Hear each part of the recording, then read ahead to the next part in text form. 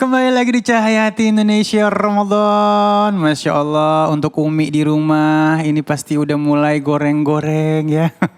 Mudah-mudahan goreng-gorengnya barokah ya, karena menyediakan makanan buat berbuka insya Allah ternilai pahala ya. Jadi gorengnya juga harus pakai cinta, nggak boleh pakai marah-marah pastinya ya. Baik, jamaah yang dimuliakan Allah Subhanahu Wa Taala, kita masuk ke dalam segmentasi kesehatan nih kita ya.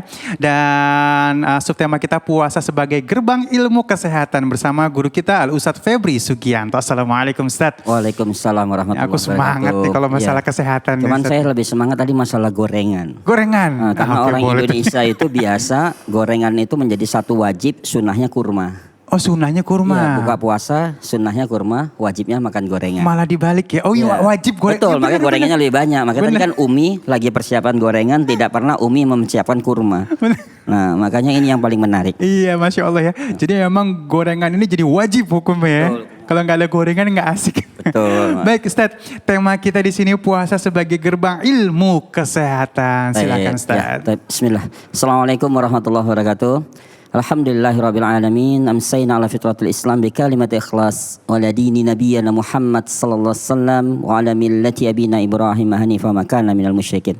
Alhamdulillah. Segala puja dan puji hanya bagi Allah. Tidak ada kata yang paling mudah dan ringan untuk kita ucapkan selain kita bersyukur. Karena sampai Ramadan ini Allah memberikan kehidupan pada kita, nikmat yang besar kepada kita. Ketika kita bicara tentang awal kehidupan, pasti dimulai dengan sesuatu yang namanya puasa. Jadi awal kehidupan kita saja sudah dimulai dengan puasa.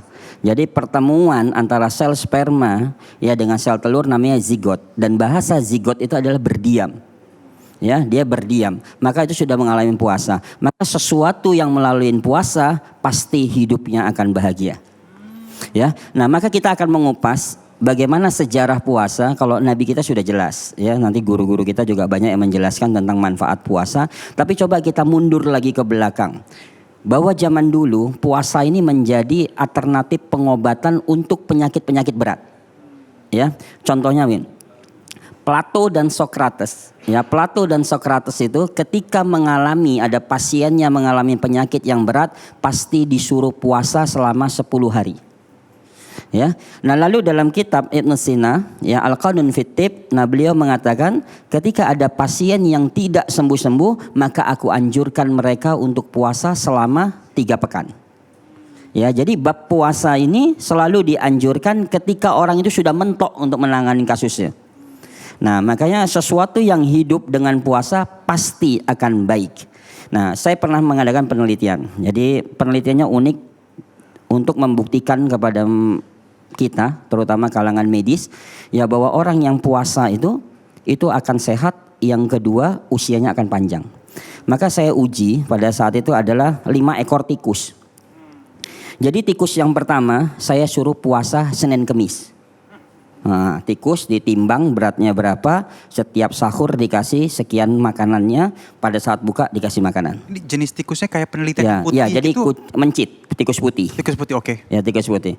Nah, tikus yang kedua saya suruh puasa Ayyamul Bid. Jadi setiap bulan 3 hari puasa. Tikus yang ketiga saya suruh puasa Daud. Jadi sehari puasa, sehari enggak, sehari puasa, sehari enggak. Nah, tikus yang keempat, ya, saya suruh puasa sepanjang hari, tidak sahur, tidak buka, 6 hari mati. Nah, jadi kalau mau coba, kalau tikus 6 hari, kita biasa 3 bulan, 6 bulan. Tapi jangan dicoba, tidak baik. Jangan itu. Nah, tikus yang terakhir, saya kasih makan sebagaimana makannya manusia sehari 3 kali. Nah, pada saat saya pengujian pertama, tikus yang terakhir yang makannya sebagaimana makannya manusia, itu usianya paling lama hanya 1 tahun 2 bulan. Mati semuanya. Ya, jadi makan sehari 3 kali, makan pagi, makan siang, makan malam, 1 tahun 2 bulan mati. Nah, lalu kita ambil tikus yang pertama, tikus A yang puasa Senin Kemis. Ya, ternyata usianya yang paling cepat itu adalah 1 tahun 8 bulan dan yang paling lama itu 2 tahun 1 bulan. Lebih panjang Lebih ya panjang. usianya ya. Nah, tikus yang mengalami puasa ayamul bid yang sebulan 3 kali puasa, ya, itu usianya juga hampir sama, tapi ada yang lebih 2 tahun 2 bulan sampai 2 tahun 3 bulan. Nah, tapi di sini tikus yang puasa Nabi Daud ini usianya 3 tahun 8 bulan sampai 4 tahun 2 bulan. Allah. Nah, kalau tikus saja setelah dia berpuasa dia bisa regenerasi sel, bisa semakin muda dan akhirnya usianya panjang. Nah, bagaimana dengan makhluk Allah yang lain? Burung elang. Burung elang biasa kalau usianya sudah 80 tahun dia akan naik ke gunung. Ya, dia akan menyendiri melepaskan taring-taringnya semuanya kan, parunya, udah gitu juga kuku-kukunya dia lepaskan untuk regenerasi sel dan dia diam, tidak makan, tidak minum, dia puasa. Nah, kalau dia berhasil maka dia akan bisa usianya nambah 80 tahun lagi. Ya, jadi semua yang Allah ciptakan melalui puasa pasti hasilnya sangat baik. Jadi tidak ada yang sia-sia. Makanya dikatakan bahwa gerbang untuk sehat salah satunya adalah puasa. Nah, makanya Islam mengajarkan kepada kita suatu pembelajaran yang sangat berharga. Ya, terjadi regenerasi sel dalam tubuh. Makanya Islam menganjurkan kalau puasa itu yang paling bagus adalah baca niat di malam hari. Nah, ini terutama catatan nih untuk para jamaah ya, Cahayati Indonesia. Jadi misalnya Ustadz, saya mengalami sakit ya, asam lambung, apakah saya bisa puasa? Bisa. Tapi niatnya nih, sekali lagi, niatnya itu di malam hari. Masalah niat ini tidak mesti harus diucapkan dalam hati. Niat saja bahwa saya besok pagi akan puasa. Ya, pada saat dia niat seperti itu, maka sel darah putih kita akan memerintahkan seluruh organ di dalam tubuh kita dan memberitahu bahwa besok bos kita akan puasa. Maka kamu jantung buat ritme yang stabil, lambung mengeluarkan enzim supaya dia tidak asam lambung, paru-paru kamu akan bekerja baik, liver kamu akan detox yang baik, maka bos kita akan puasa besok. Nah, beda orang yang mengalami puasa atau niatnya di pagi hari. Nah, jadi dia tiba-tiba misalnya pas sahur ya, karena udah mau imsak dia langsung niat. Nah, makanya jam 7 jam 9 pagi dia lapar karena tidak ada kesiapan. Nah, ini yang sering sekali yang terjadi di masyarakat kita. Saya sakit setelah mengalami puasa. Nah, karena tidak tahu adab bagaimana dia berpuasa, bagaimana niatnya. Nah, makanya pintu gerbang yang pertama adalah bagaimana kita untuk sehat ketika puasa, niat tadi di malam hari. Nah, yang kedua, mengakhirkan sahur. Ya, kenapa tidak Ustadz, saya misalnya sahur ya jam 3 pagi. Maka kalau jam 3 pagi, jadi para jamaah sekalian, kalau kita makan misalnya daging itu baru tuntas dicerna 6 sampai 8 jam. Maka kalau kita makan sahur daging misalnya jam 3 pagi, maka jam 9 sampai jam 10 kita lapar. Benar. Ya, kita lapar. Nah, makanya dikatakan bahwa 10 ayat atau 50 ayat ya Nabi waktu untuk sahur itu berarti sekitar 20 sampai 30 menit. Nah, maka kalau dia makan daging atau makan telur, maka muncul rasa lapar itu biasa setelah jam 1 jam 2 siang. Nah, jam 1 jam 2 siang itu bukan kebutuhan organ lambung kita. Makanya kita bisa menahan. Ya, maka dikatakan diakhirkan sahurnya, bukan diawali. Misalnya sekalian mau tidur, silakan sekalian mau tidur, tapi nanti jam 7 jam 9 pagi ketika lambung butuh makanan, nah kamu pasti lapar jam 7 jam 9. Ya, jadi diakhirkan. Ya, nah terus bagaimana lagi supaya sehat Ustaz? Kalau tadi sahur sudah diakhirkan, nah pada saat bangun dari tidur maka masuklah madu pertama kali dalam perut kita. Nah, ini menjadi rahasia kenabian juga, bahwa tadi sempat kita mengupas sedikit bahwa salah satu obat yang menarik itu adalah madu. Maka pertama kali ketika kita bangun dari tidur, misalnya apakah harus sikat gigi dulu? Tidak. Nah, bangun dari tidur karena kita malam sudah sikat gigi, maka bangun dari tidur setelah baca doa, duduk tenang segala macam, nah ambil madu minum. Itu berapa? 1 sendok?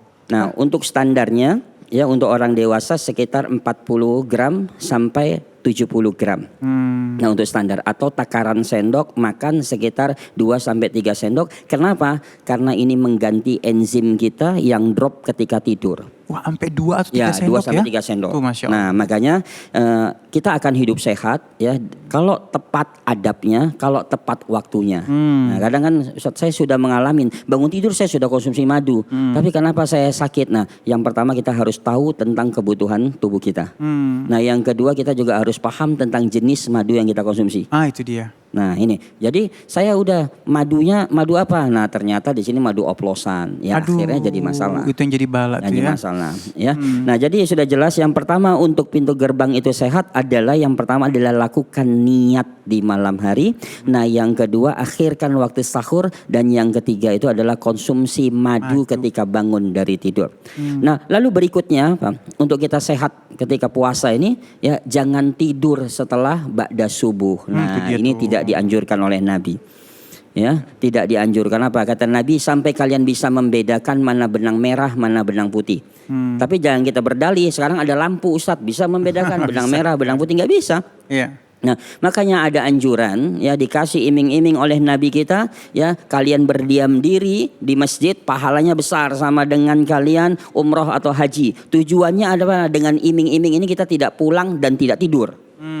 Nah, sama ketika orang mandi sepertiga malam dengan mandi di siang hari beda.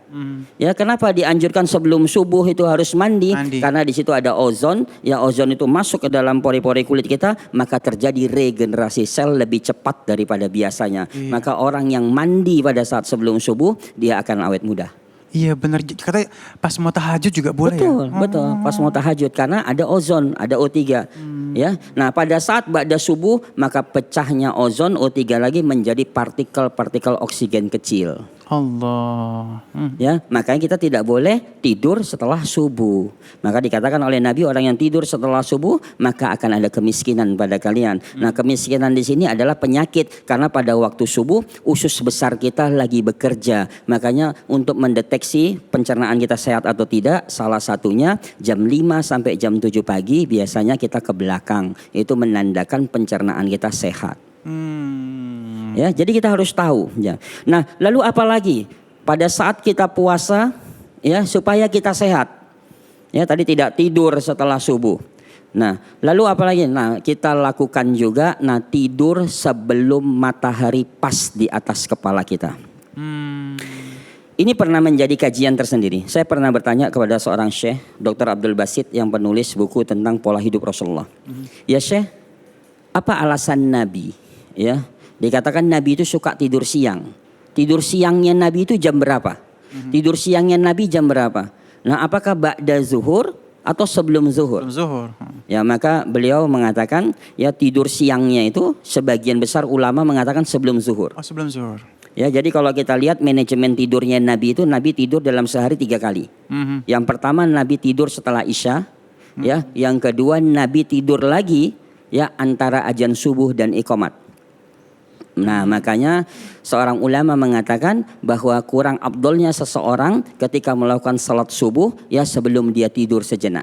Nah, maka disitulah teori kesehatan mengatakan kalau kalian mau terhindar dari penyakit pada pinggang kalian, maka tidurlah sebelum azan subuh menjelang iqamat. Jadi tidurnya sebentar. Maka sunnah antara azan subuh dan iqamat waktunya diperpanjang. Iya. Ya, jadi tidak boleh cepat. Jadi untuk apa? Meluruskannya tulang-tulang kalian, kata Nabi. Ya, jadi maka pada saat itu saya bertanya lagi, apa sih alasan kenapa Nabi mengatakan tidur ya terutama nanti di bulan Ramadan ini tidur sebelum zuhur. Nah, waktu itu saya bertanya kepada Syekh dan Syekh menjawab kurang lengkap. Akhirnya saya masuk ke salah satu kuil di Thailand untuk menerjemahkan hadis tersebut. Ternyata apa? Para biksu itu tidur sebelum matahari pas di atas kepalanya. Saya tanya, Syekh, apa alasan untuk tidur sebelum matahari pas di atas kepalanya? Maka jawabannya ini sangat luar biasa.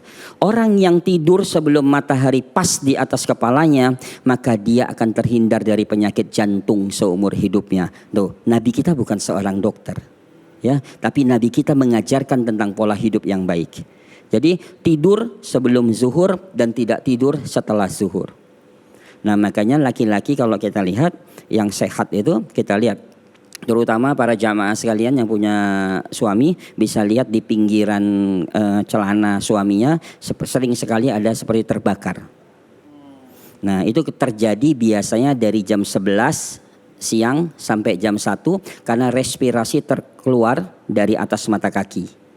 Maka keluarnya udara panas, sisa-sisa metabolisme di dalam tubuh kita ya itu pada saat jam 11 siang sampai jam 1 siang itu di atas mata kaki kita. Makanya menggunakan celana terlalu panjang biasanya seperti terbakar di pinggirannya. Agak kuning nah, gitu ya. itu karena racun di dalam tubuh kita dikeluarkan.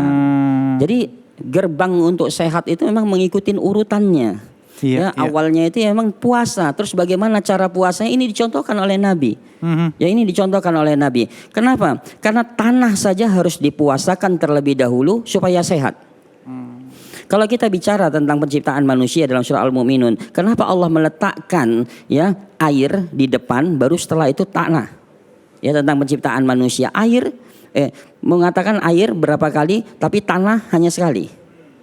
Ya, meletakkan tanah di depan baru air. Saya kembali. Meletakkan tanah di depan baru di air. Nah, karena apa? Allah mendesain, ya Allah mendesain bahwa manusia itu kalau unsur tanah diciptakan, ya pertama kali diletakkan unsur tanah, maka tanah memiliki daya serap yang sangat kuat. Nah, daya serap yang sangat kuat, maka usia kita bisa panjang, karena kalau kita suka puasa maka semuanya akan terjadi detoksifikasi secara sempurna. Jadi terjadi regenerasi sel secara mudah, lambung kita sehat, jantung kita sehat, paru-paru kita sehat, dan kita insya Allah terhindar dari beberapa penyakit-penyakit berat.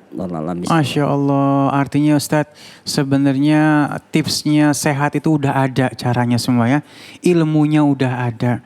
Tinggal kita praktekin aja ya. Masya Allah. Dan ini satu nih yang mungkin saat ini harus kita jadi note buat kita. Tidur sebelum matahari di ubun-ubun ya. Di atas kepala. Itu sebentar aja insya Allah kita semua terhindar dari penyakit jantung. Itu dulu mungkin yang kita note saat ini ya. Masya Allah, banyak banget ilmu yang sudah kita dapatkan ya. Jamaah yang dimuliakan oleh Allah Subhanahu wa Ta'ala, terima kasih. Nanti kita akan jawab pertanyaan-pertanyaan Anda yang sudah dikirimkan setelah segmen berikut ini ya. Tetap bersama kami di Cahaya Hati Indonesia Ramadan.